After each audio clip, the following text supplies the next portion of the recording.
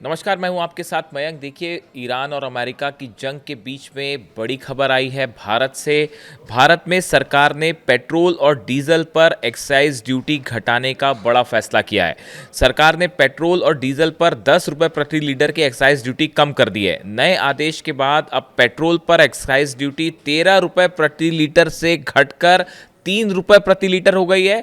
वहीं डीजल पर कोई एक्साइज ड्यूटी अब नहीं लगाई जाएगी, यानी डीजल पर लगने वाली 10 रुपये की ड्यूटी को पूरी तरह से खत्म करके अब जीरो कर दिया गया है। देखिए, ये बड़ा फैसला सरकार की तरफ से लिया गया है, जिसमें पेट्रोल पर लगने वाली जो एक्साइज ड्यूटी थी इसको 10 रुपये कम कर दिया गया है, और डीजल पर जो एक्साइज ड्यूटी 10 रुपये लगती थी उसको घटा के जीरो कर दिया गया है। अब इसके बाद लगातार ये सवाल पूछे जा रहे हैं कि क्या पेट्रोल और डीजल के दाम कम होने वाले हैं। देखिए, इसको लेकर जो खबरें अभी तक सामने हैं, जो एक्सपर्ट्स बता रहे हैं कि फिलहाल पेट्रोल और डीजल के दाम कम होने की संभावना नहीं है। पेट्रोल और डीजल के दाम अभी सस्ते नहीं होने जा रहे, दोनों चीज़ें सस्ती नहीं होगी।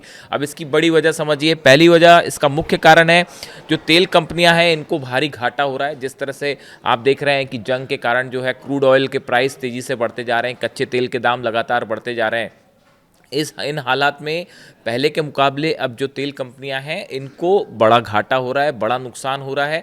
तो इस वजह से फिलहाल तेल के दाम, पेट्रोल और डीजल के दाम सस्ते नहीं होंगे। देखिए, भारतीय तेल कंपनियां हर लीटर पेट्रोल और डीजल की बिक्री पर करीब 48 रुपए का नुकसान उठा रही हैं। इस वक्त एक मोटा मोटा आंकड़ा जो है वो सामने है।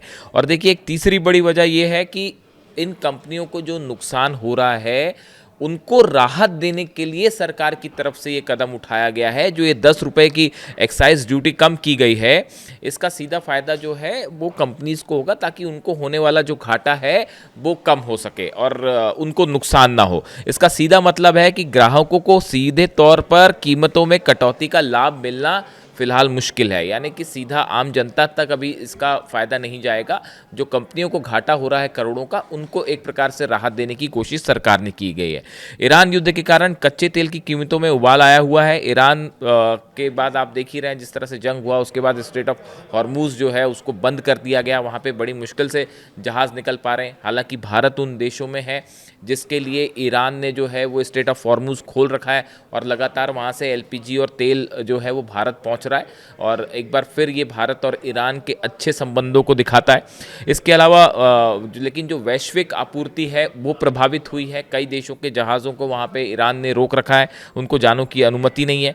स्ट्रेट ऑफ हॉर्मूज से, जैसा आप जानते हैं, करीब 20 से 25% ऑयल जो है वो यहीं से होकर गुजरता है। जो ट्रेड होता है वो यहाँ से होता है। तो अब इसका असर पूरी दुनिया पर होने जा रहा है। और भारत अपनी कच्ची तेल की ज़रूरत का 40% हिस्सा करीब करीब यहाँ से आयात करता है। जो स्ट्रेट ऑफ हॉर्मूज है, भारत को जितनी ज़रूरत होती है उसका करीब 40% हिस्सा यहीं से आता है। इस लिहाज से भारत के लिए ये स्ट्रेट ऑफ हॉर्मूज जो है बेहद अहम हो जाता है।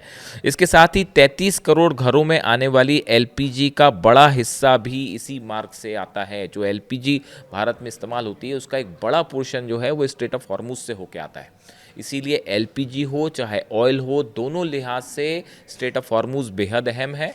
और इसका पूरा असर, जंग का असर पूरी दुनिया की अर्थव्यवस्था पर भी पड़ रहा है। आपने कल देखा कि पुतिन की तरफ से जिस तरह से बयान आया, उन्होंने कहा इस बात को कि इस जंग का असर पूरी दुनिया की इकोनॉमी पर बहुत बुरा असर डाल सकती है। इन हालात के बीच में भारत में लगातार जो है वो जहाज़ पहुंच रहे हैं ईरान से, आपने देखा वो। और अब सरकार ने एक बड़ा फैसला लेते हुए पेट्रोल और डीजल पर एक्साइज ड्यूटी को 10 रुपये प्रति लीटर जो है वो कम कर दिया है। इससे जुड़ा जो भी अपडेट होगा आप तक पहुँचाएंगे। Thank you.